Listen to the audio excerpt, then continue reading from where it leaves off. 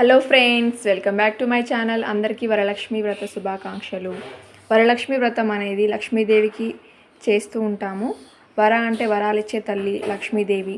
వరలక్ష్మి వ్రతం కేవలం లక్ష్మి అంటే ధనం కోసం మాత్రమే కాకుండా విద్య, ధనం, వైద్యం, ఆరోగ్యకరమైన అన్ని విషయాలలో మనం ఆరోగ్యంగా ఉండాలని కోరుకుంటూ చేసుకునే వ్రతం వరలక్ష్మి వ్రతం.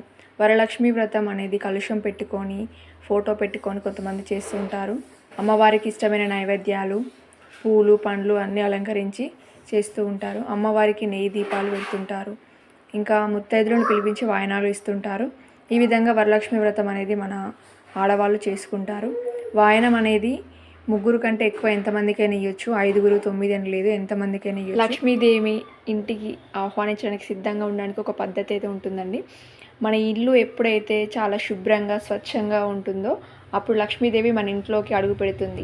చాలా చక్కనైన గుడ్ వైబ్స్ అయితే శుభ్రంగా ఉన్న ప్రదేశాల్లో ఉంటాయి.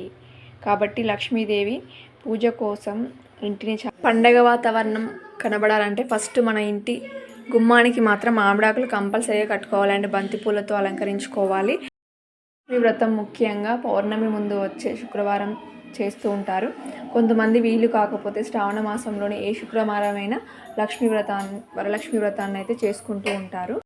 కలుషం మీద పెట్టిన కొబ్బరికాయని గడప దాటి మాత్రం బయటికి పోనీయకూడదండి.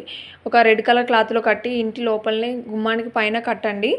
అలాగే అది మళ్ళీ ఏ రోజు కట్టినామో సంవత్సరం తర్వాత అదే రోజున నదులలో కలిపేసి అలా కొబ్బరికాయని